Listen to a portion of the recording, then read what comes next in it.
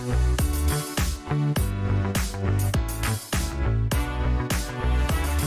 everyone, welcome to the Hampton Roads Real Estate Network. Today we're doing something a little different. We are going to react to a recent article slash video by Wayne TV10 called Virginia Housing Market in Decline. Scary, right? So that is, that's not new kind of headlines, clickbait stuff that we've seen over the years, but we decided to go ahead and pick this one out because like everything, there's a little bit of truth and a little bit of maybe hyperbole involved with articles like this.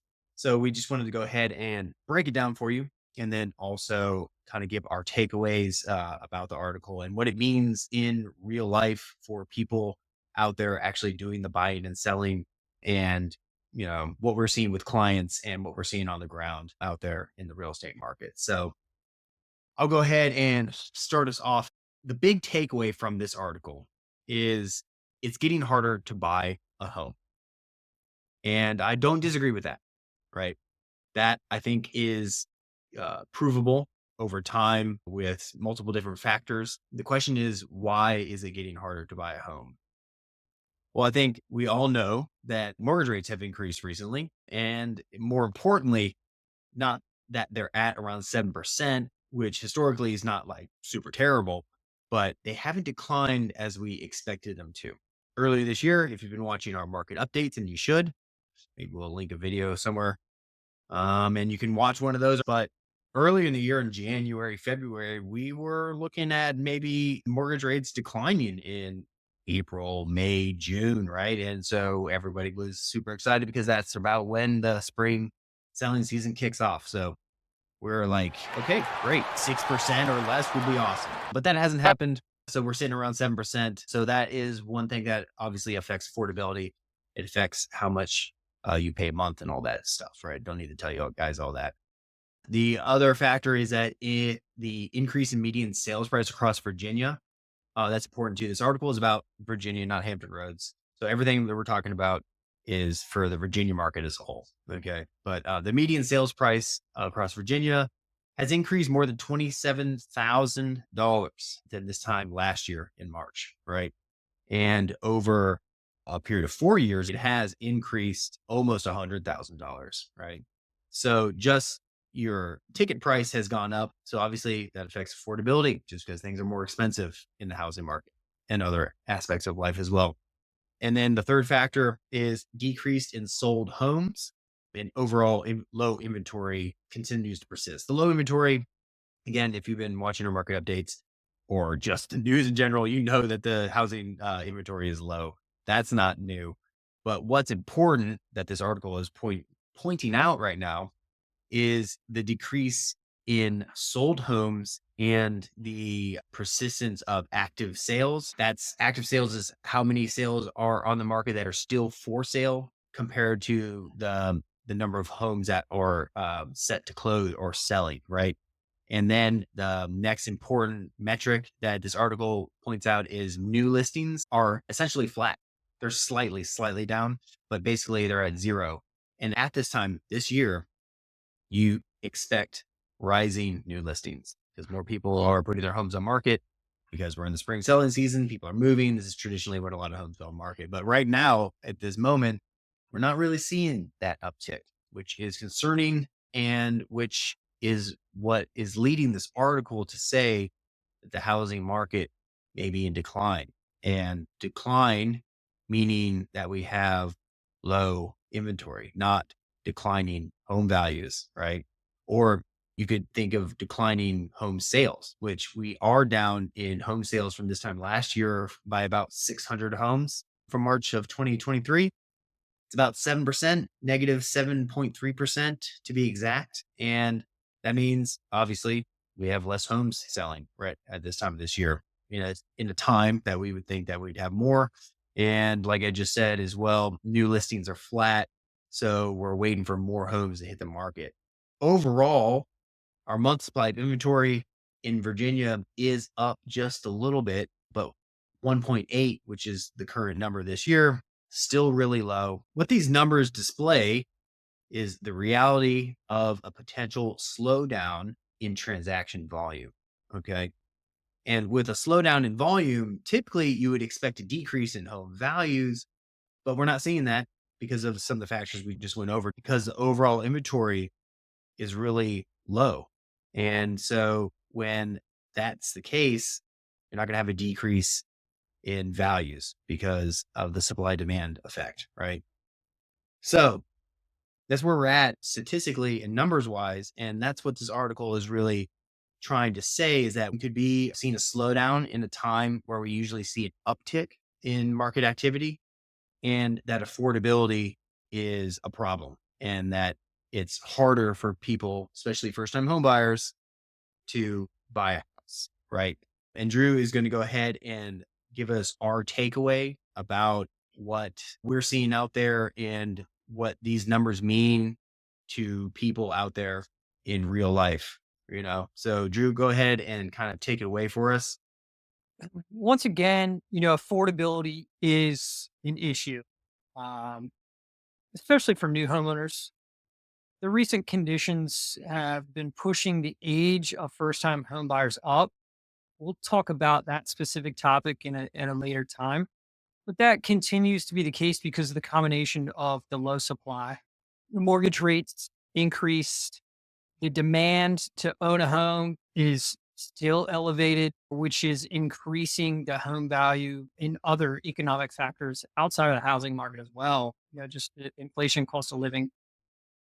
Current homeowners who would like to upsize, downsize, or potentially relocate, they're going to have a similar challenge ahead of them as these new first time home buyers. Their increased equity gains over the last several years are going to be mitigated by the cost to purchase their next home. This is particularly true for upsizers or those relocating to the pricier areas, bigger homes, whatnot. You know, a big question that a lot of folks are probably having,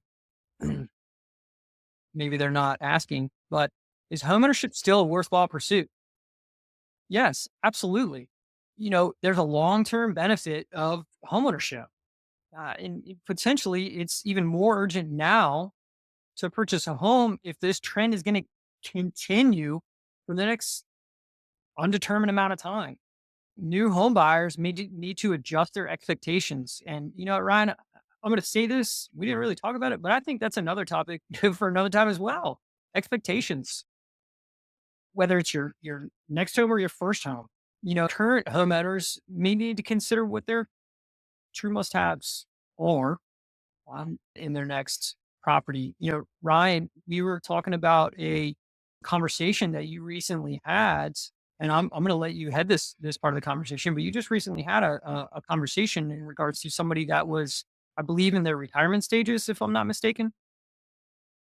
Yeah, I just had this conversation with somebody last evening who is around age 65.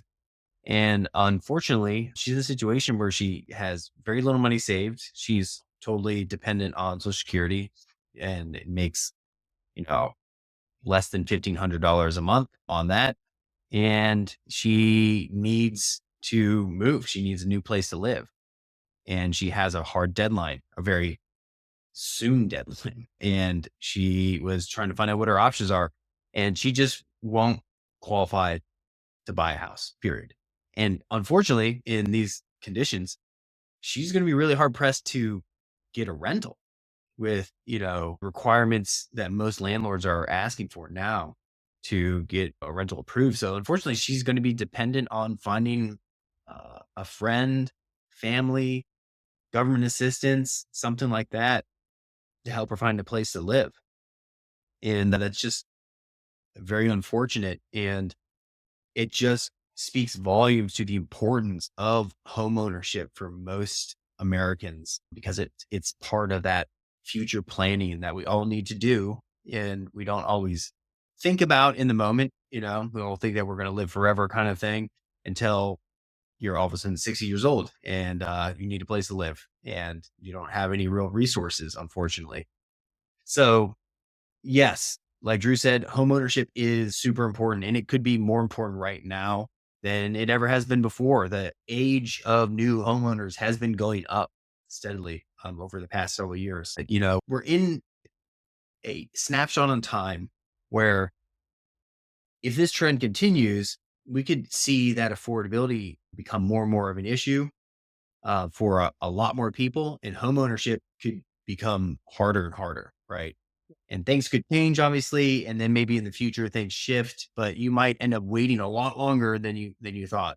Is my point? One thing, Ryan, I just want to highlight on real quick, just a quick example. That median home price, we're just going to go back to 2020. We don't even need to go back further in time than that.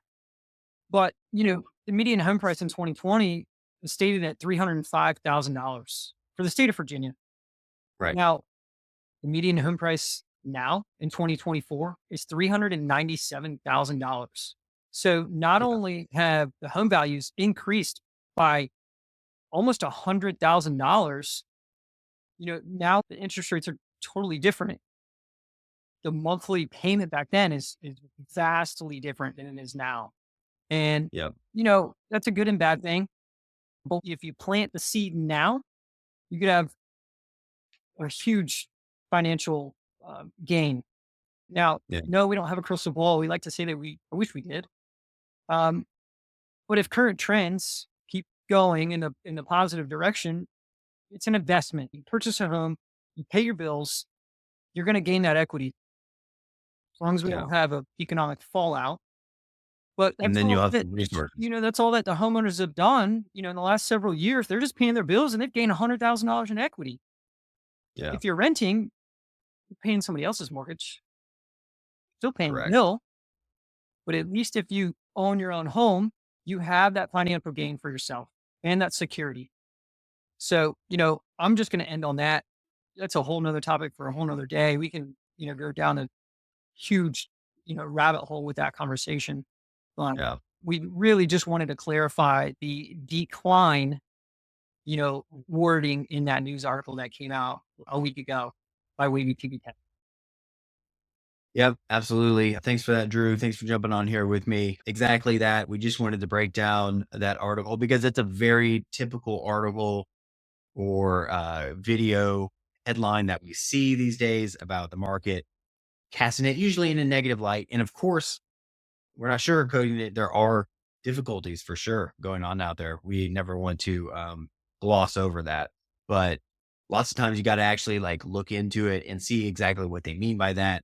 So it's not always what maybe would jump into your mind about a market decline. For some people, you might be hoping it's like, oh, great, market's declining. I can just stick it out, and then affordability will swing back around, and I can pick up, like I used to be able to do in 2020.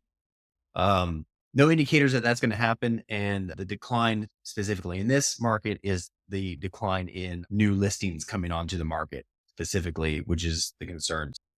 So, if you guys have any questions and if you are interested in buying a home, which you should be, and becoming a homeowner, feel free to reach out to myself or Drew because we are always available to talk about real estate, and I will never charge you for a phone call. So, phone calls are free, guys. All right, talk to you later.